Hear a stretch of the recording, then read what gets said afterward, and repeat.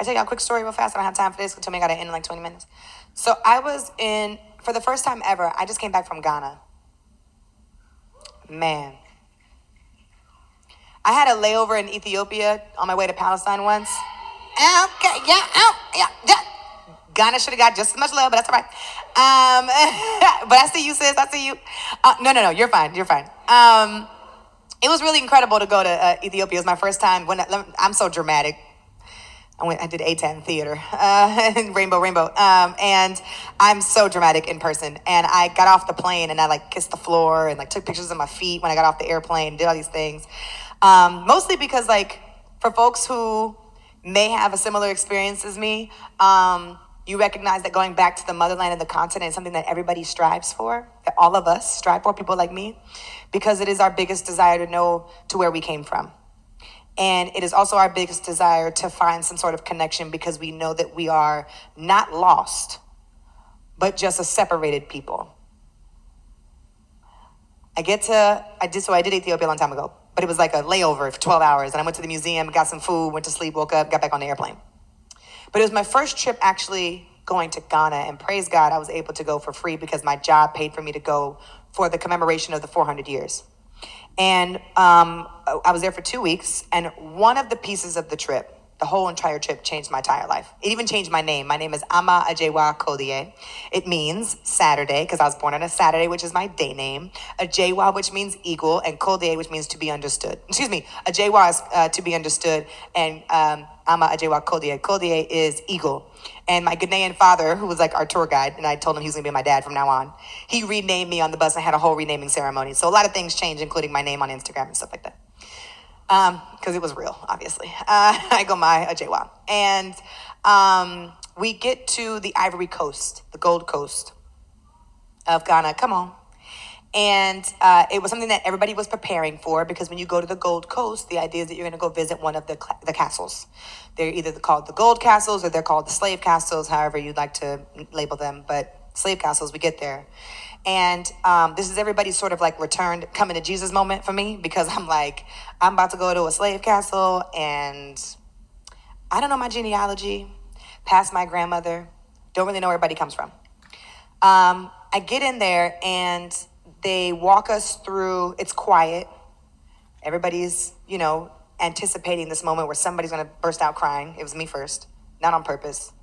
I started crying because our tour guide, whose name was Justice, he was walking us through this castle and he was showing us that the dungeons at the bottom of the castle fell right beneath a Catholic church.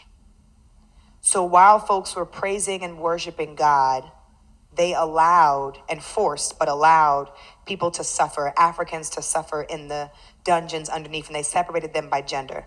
At the time, their perceived gender. So it's just men and women, that's it. And we were going to walk through this dungeon to see the living conditions, or the conditions, because they really weren't living, of what their experience was like 400 years ago, over 400 years ago. And I'm standing there and I'm holding my breath, and I'm like, it's just a lot to take in. And he's walking us through like how much of the feces and the dirt and the filth and the tears and the food and everything else, how high it was off the floor because they never cleaned out the dungeon. So people were literally living and sleeping in their own filth for months. That they stuffed 1,000 people in a dungeon that was smaller than the stage. And it was really hot. And they had this little hole at the top of the cave where they would drop food through it. Not enough food for all 1,000 people, but they would just throw food in there every once in a while. And everyone's quiet. And I'm touching the stone walls. I'm looking at the floor.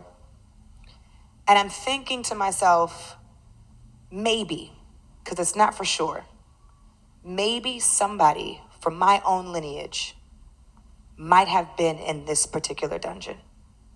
There are over 60 castles on the East Coast. 50 of them, as I understand it, are in Ghana, and I'm just at one.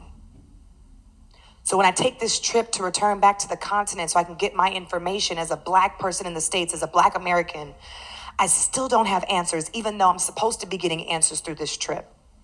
More questions are raising. Well, was the person connected to me in the male dungeon or were they in the female dungeon? Were they older? Were they younger? Could they have been pregnant? They clearly made it across because I'm the descendants of the people who survived. But what was their name? What tribe did they belong to? What part of the continent did they come from? It actually hurt worse to be there when you would think you would get more answers and feel more connected to your own history. And while I am bawling, crying, a young man named Michael, who was Ghanaian, who worked at the castle as a volunteer, came over and he put his hands on my shoulder and he says, "Sister, it's okay to cry. But you should understand that your ancestors are rejoicing because you finished the journey for them that they could not complete. You should be excited and thankful that the journey that they literally fought and died for, to return back to their homeland, you finished. It took generations. You might not understand the power of what it is that they got you to do, but you finished. They are home because of you. You have brought them home with you." And when he said that, y'all, my legs gave out. There's a picture on my Instagram. I am bawling, crying. Couldn't hold it together. I think about the work that we do, and that sometimes, like I said earlier, you have to be mindful of where you at.